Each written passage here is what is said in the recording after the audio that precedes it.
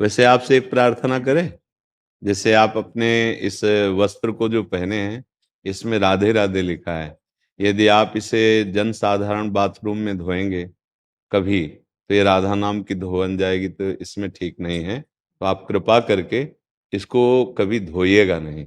आप वैसे तो हम ये प्रार्थना करते हैं कि ऐसे लिखे हुए वस्त्र मत पहनिएगा, क्योंकि कभी आपने अगर ऐसा किया कि धोया, तो जहाँ हम लघु शंका करते हैं वही राधा नाम का, तो राधा नाम सिंहासन में भी विराजमान है, हमारा हृदय हमारा प्राण है, तो नाम का धोवन बाथरूम में जाएगा ना, तो इसलिए और जी बैठते समय भी पीछे आएगा। हाँ। अब जैसे आप हाँ ऐसे बैठे तो राधा नाम के ऊपर बैठ जाएंगे, पीछे का हिस्सा है ना। मेरी प्रार्थना है कि आगे से अगर ऐसा है तो ओढ़ने का, जैसे वस्त्र राधा नाम का है तो हम ऊपर ओढ़े हुए हैं, फिर उसे टांग दिया। अगर कभी धोना पड़े ना, तो हम तो कहेंगे ये सलाह कि यमुना जी में, वृंदावन में धोए, नहीं तो राधा नाम है, अगर जन साधारण के पैर के नीचे भी पड़ा तो ठीक है। एक बार क्या हुआ, राधा बाबा को जानते हो, गीता वाटिका में नाम सुना होगा, तो वहां घनश्याम दास ठाकुर जी वृंदावन के थे, तो वहां ऐसे ऐसे रज में लिख दिया, ऐसे राधा। बाबा जब वहां से निकले तो देखा उनका, किसने लिखा, जमीन पे किसी का पैर पड़ जाएगा, बोले ठाकुर जी ने लिखा। वो ठाकुर जी बनते थे रास में, तो बुलाया उनका, ठाकुर जी आपने ऐसा कैसे कर दिया। और फिर वहां की पूरी रज उठाकर अपने अचले में और फिर तुलसी जी के घेरे में डाली। तो महापुरुष जन राधा नाम की महिमा जानते, तो इसलिए हमें देख के लगा कि आप कृपा करके यहाँ आए हो, तो आप ये सीख ले लो कि आप सादे वस्त्र धारण कीजिए। हाँ, ऐसा महाराज जी मतलब किसी भी नाम पे, जैसे हाँ, कोई कोई राम भी नाम राम लिखा है। नाम या कृष्ण नाम, हरि नाम, जो भी है ना, अगर हम दुपट्टे में है तो चलेगा। दुपट्टा ओढ़ लिया ना, फिर उसे सम्मान से टांग दिया, लेकिन हम उसे बाथरूम में नहीं धोएंगे, क्योंकि नाम विराजमान है। हम जितना नाम का आदर करेंगे उतना ही नाम हम पर कृपा।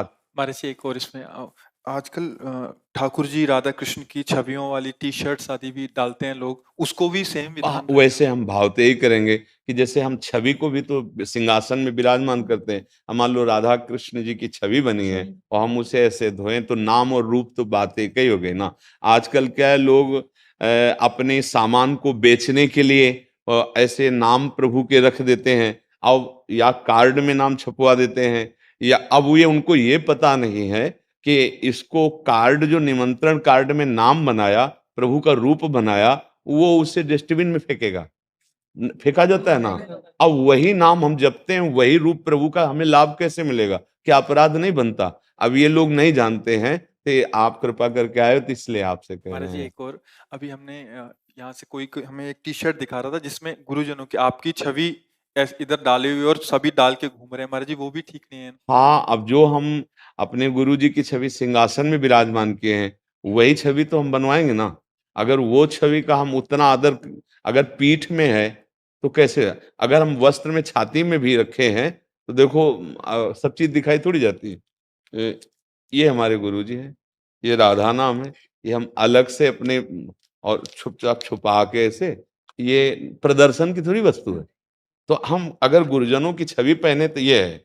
अब हम इसे धोएंगे थोड़ी, ये आजीवन हमारी छाती से लगी। अब कपड़े पे तो मतलब उपहास समझो ना, जैसे पोस्टर में छपा दिया, नाली में फटा गुरुदेव का पोस्टर पड़ा है, उसी गुरुदेव को हम सिंहासन पे विराजमान किए हैं, और उन्हीं का तो हमें लगता है कि यही हमारी भक्ति नहीं होने देते। जो ये गलतियां है ना, ये हमारे अंदर भक्ति का रंग नहीं आने देते। तो ये सब आपकी आपकी जैसे भावना देखी ना, तो इसलिए हमें मन आया कि चूड़ी को भी राधे राधे लिखते, वो भी पहने हैं या नहीं? अब अगर आप सोच गए हैं तो फिर अब देखो, हाँ। अब जैसे मेहंदी लगवाई हाँ। और उसमें आपने राधा नाम हाँ। या श्याम सुंदर बनवा लिए, या ऐसे हाँ। नहीं करना चाहिए।